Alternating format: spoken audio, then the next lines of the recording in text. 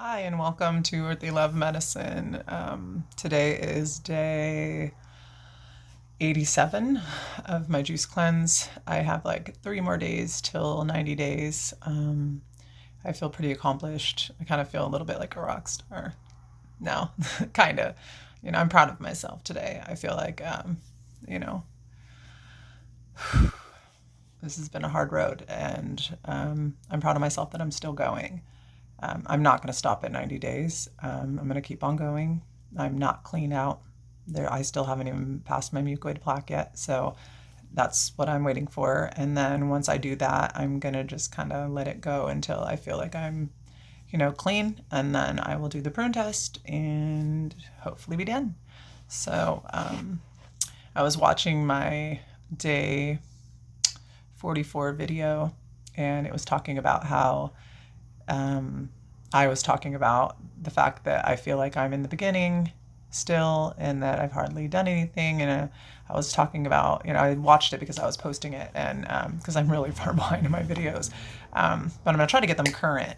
That's really my goal. And I figured out how to edit and stuff. But one of the things it was talking about is the obstruction in my colon, the compactedness in there, and how I was at a place where I was really aware that I was in the beginning of my journey. And I even said something along the lines like, I know I'm not in the middle. I'm still in the beginning. And now I feel like I'm more towards the middle.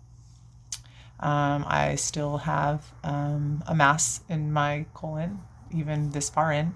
But, if you've been watching my videos, then it's been breaking down and breaking down and breaking down. So, I'm getting it.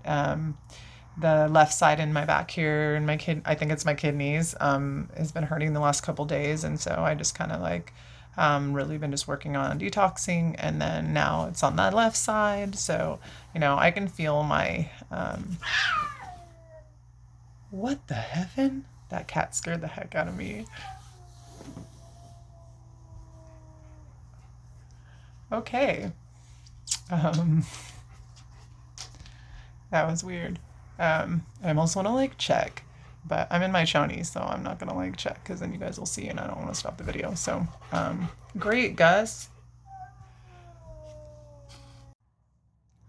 Oh my gosh, that cat thing. And then my dog came in, and the cat started totally going crazy. So I had to stop the video, and now I'm back. So I kind of went off. I went back and looked at the video at the end where I left off because I wanted to make sure that I didn't go too far off topic. And I was going into my colon, my kidneys and all that kind of stuff. And but what I was really trying to talk about was where I'm at in my journey and feeling I feel like I'm in the middle now. So I'm probably going to do this for 6 months, guys, because I feel like I am in the middle. I don't feel like I'm super far along. So we'll see what happens. My dog is a total breather. It's very frustrating. He's sighing. He's so crazy. I love him so much, though. He's such a pumpkin. Goo. What are you doing? Oh, that's my Angus. He's such a precious. Anyway, sorry. I love that guy. He's my spirit pup. So let's see. I'm doing the 3 enemas a day. I've been doing raw soup a little more periodically. It's really helped. But it's also making it so I'm getting hungry. So I decided today that I'm gonna give it a break. But I don't feel like I'm doing anything wrong. If I've mentioned, if you see me mention this in my past videos, I feel like because I put so much detoxifying stuff in it that it's really good for me. So, and it's not solid food. I'm not doing anything harmful to my stomach. So I feel positive about it. But tonight when I did my enema, I could tell that most of the debris in there was a little bit thicker, and because usually it's just liquid, and I know that's from the raw soup. So yeah, I've kind of given myself permission a little bit more often lately. Obviously not more than once a day, but yesterday and today, and then a couple days before that, and then the Friday. So today's Thursday, so it's gonna be Friday again tomorrow. Gosh, I'm gonna have to edit the crap out of this video. So glad I can edit now. So, oh, excuse me. What else do I want to talk about? My day 42 video. I watched it all the way through, and I was actually really happy with that video because it talked about a lot of the stuff that I've like had revelations about, just about like how long I've been like this, and like, been sick and like not realizing it. And how one of the things I said in it though that I want to clarify is that I said I'd been overweight since like middle school, high school, and actually I was looking at pictures, and I've been overweight since like fourth and fifth grade. Like I've always been chunky. Um, Even if it's just a little bit. I've always had like a big round face and, a little extra chunk more than everybody else. And yeah. So I guess I kind of want to talk about last year and the dark place that I went to. One of the things that I realized in that time, which I can't believe that I didn't figure this out so much sooner, but that my mom is narcissistic, and it's the reason why I can't have a relationship with her. She refuses to be personally accountable for the way that she affects my life and her lack of respect for my personal boundaries. And she just kind of like, mother knows best. I don't know if you've seen Tangled, but she's like, mother knows best. Take it from your mumsy. That's my mom. She thinks that her way is the way. So I could tell her, don't do that with my kids, and she will do it anyways. If I tell her, don't take my kids to McDonald's, she'll take them to McDonald's and then just tell them not to tell me. Stuff like that, like really weird. One of the things she would do is like, she'd come over and to pick up the kids and, or like to hang out or whatever. Oh, best son-in-law ever. And then she would leave and go somewhere with the kids, and she's like, oh, I can't stand that MNFer. I can cuss, it's my channel. I can't stand that motherfucker. And she would say this to my kids, and at the time, they were like, some of them weren't even teenagers yet. Like, my mom, she's something special. And it's weird because she's gotten, like, progressively weirder over time, which is like, I guess mental illness unaddressed just gets worse and worse. And that's why I'm here doing this, because one of the things I really believe in is generational curses, and that shit stops with me. Straight the fuck up. Same with alcoholism, same with drug addiction, same with cigarettes, same with abortion. All that shit stops with me. I've never had an abortion. I stopped smoking cigarettes 13 years ago. I stopped drinking 11 years ago. And now this freaking addict bullshit with food and toxicity and all that shit ends with me. I'm ending it, and that's what the fuck you do. For me, like, I've realized, like, I've always been a leader. And the only time I've ever really faltered in my life is when I cared more about what other people wanted and needed than myself. Or when I didn't even respect my own boundaries, so other people didn't. My first husband couldn't set no boundaries with him. Give me a freaking break. But he died. He died at 34, and I'm not trying to sound like an insensitive asshole, but the last thing he said to me is that as long as he had breath in his body, he would do whatever he could to make sure that I was never happy. And he died a month later. So, yeah, my creator wasn't going to let him do that to me. And it was a sad time. I was really devastated that he passed away. I thought it was really fucked up. He was 34 years old, and he died of an overdose. He was, at the time, obviously, he was an alcoholic, because, alcoholism runs in my family. So, of course, I went and found me one. And he was a drug addict, and he was just, he was all the stuff, a cheater, everything. And, I accepted that from my life. And I stopped accepting stuff like that for my life a long time ago. It's been, 11 years since he died, and I wasn't with him when he died. I was separated from him for over 5 years, and then I let him like back into my life, and I don't know why. I knew he had cheated on me at that point. Like, my distortion about, I don't know, being a woman of God, or like being a good, you don't give up. Like, I don't know. I don't know. Like, yeah, it was weird. And I didn't want to go find a new husband. I didn't want a blended family. I didn't want any of that. And what did I get? I got a blended family and a new husband, but best thing that ever happened to me. I think me and my husband um, kind of saved each other from ourselves because we both didn't know how to be in relationships because we're really codependent without being with toxic people. So when we got together, we really hold each other accountable. And one of the things that I love is that we have the same morality. So there's just certain things that I don't ever have to explain to him, and he feels the exact same way. Like, you know, in our past relationships, we'd be like, "That's weird. Why would you do that?" And we'd try to have to explain it to our partner. But with me and him, like, we were always in agreement about certain things. Like, you know, you don't cheat. You don't, you know, there's just certain things you don't do. And you don't, you know, when something good happens to somebody else, you're happy for them. You don't covet what they have or feel like, um, oh, why do they get that and I don't? Like, that's not who we are. Like, neither of us, I mean, I'm not going to lie. The last couple of years, I've definitely compared myself to other people's scenarios because I feel like as a 45-year-old woman, I should be farther along. Like, I should own a house by now and I should have all these things, but that's not my journey. And I'm okay with that. Like, I had to do what I did, and all of those things led me to where I am right now. So I'm not mad. But I definitely, especially last year when I was in my dark place, like, I really, I was really mad. Like, I was really, really mad. Like, why did I have to go through all this shit? Like, and that's not really my character. Like, I'm not like one that doesn't take accountability, And then there is that part where I just blamed myself and hated myself because I should be farther along and I should be doing these things and that thing. And so over here, they weren't moral, but they have all these things. And that's the whole thing. Like, I'd rather be moral than have all those things. I'd rather be me than anybody else. And, I'd rather have my problems and my drama and my stuff that I have to work with because, it's my life. I hope that makes sense. I feel like I'm really super rambling. I don't think I like started this video with like any particular point.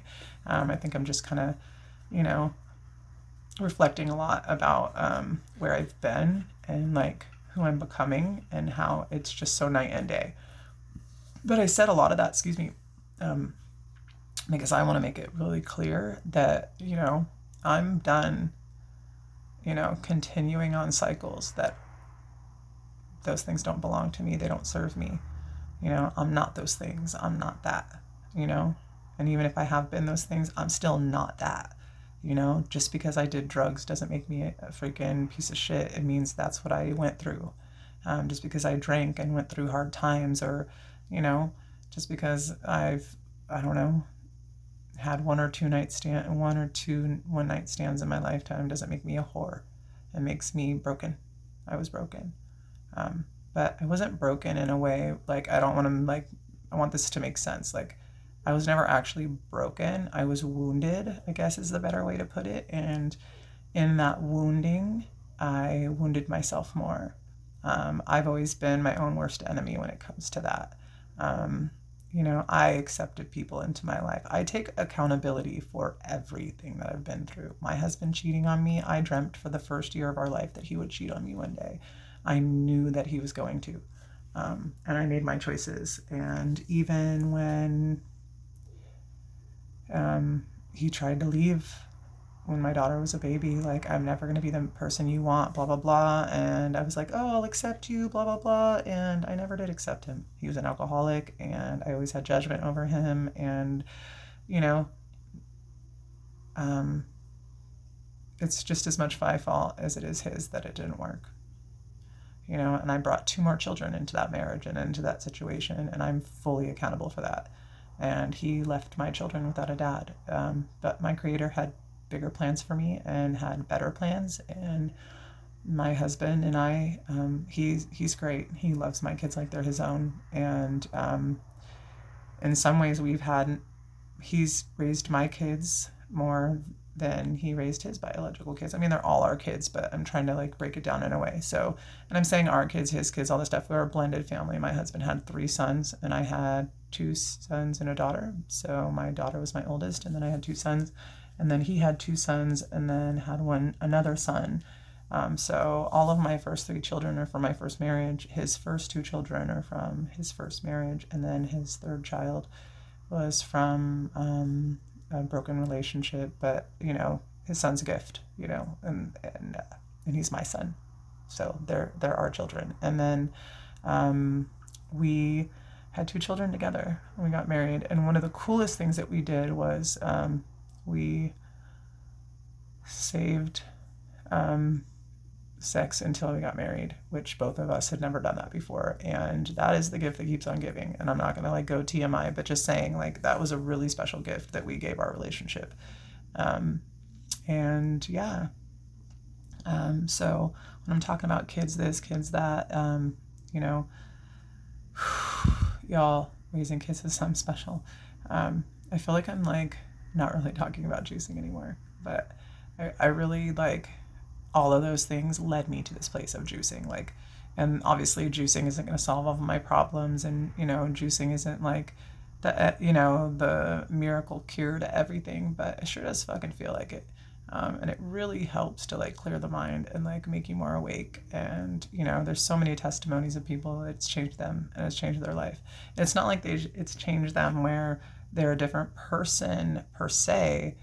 It's the person that they were being wasn't who they really were, and this revealed that to them and opened their eyes, and then the real them emerged. So they were actually the person they were meant to be after all of that. And I absolutely know that's what's happening to me. And I'm very grateful, especially now, now that I'm getting towards 90 days. I'm looking at my videos from 2 months ago. I don't even feel the same. It was a lot different. I don't know, my perspective wasn't as sharp, and, all that kind of stuff. So, what else do I want to say today? I just had a really reflective day. Oh, and a video that I posted a couple days ago, I didn't see the comment that the gentleman had made. And if you're watching, you know who you are. You left a comment on my video number, I think it was 36 or 37, one of those days, 3 days ago. And what you said really touched me and reminded me that I'm me, and I'm going to have the influences that I'm going to influence who I'm meant to influence. And I'm not everybody's cup of tea, and that's okay. But some people I am. And, putting these videos out are literally not just so that I can log it, which I've said that many times, I do want to log, but it's also so that I can share this with other people who are struggling and suffering.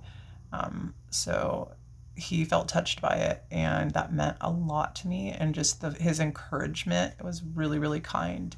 And I really appreciated that. One of the things that's happening for me is the more my heart is filled with gratitude and love and kindness, I'm attracting more gratitude and love and kindness to me. And so people are being very kind and loving and reassuring and validating to me. And that is in and of itself validating to continue to be, generous and kind and validating to others. So it's a beautiful, beautiful circle. So that inspired me. And then my son, his homeschool or independent study teacher, she sent me a text of our son who was living with his mom, and he came to live with us. He's 16. He turned 16 in January, and he's been here since last year in the summer.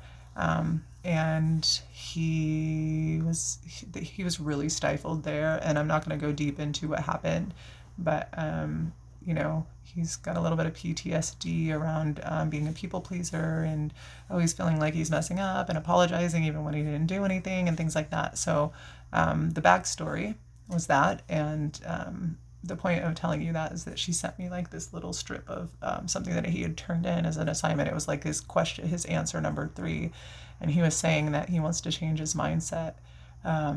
And that's something that he's really, really working on. And he feels really good about that. He feels like he's come a long way. And then he said, but I couldn't have, I'm going to cry even trying to tell the story.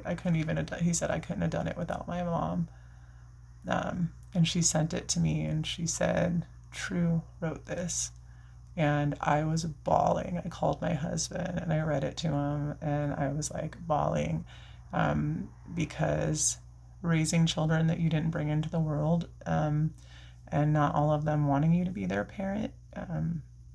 It's a really, really tough job, and it's not always very rewarding. And that moment was one of the most rewarding moments I've had as a stepmom.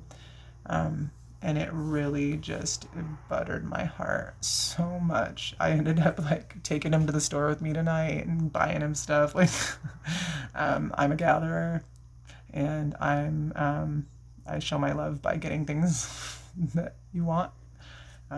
Just I was taught to be that way, so I'm that way too, and I enjoy it. Him and I had a really good time, but my two older stepchildren, my husband's oldest sons, they don't like me as much, and that's okay.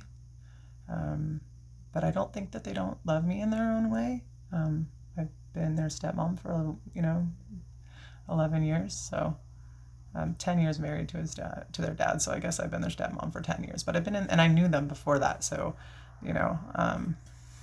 before him and I were ever together, we were friends.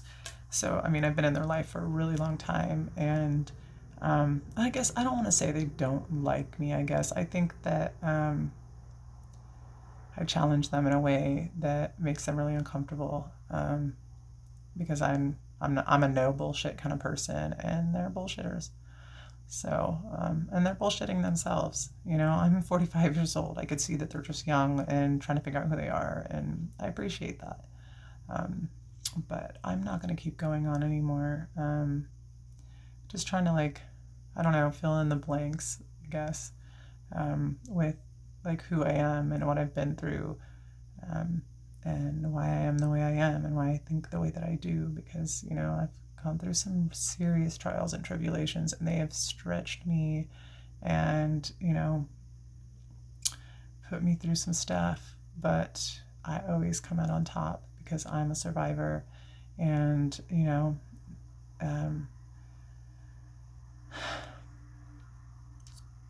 all the things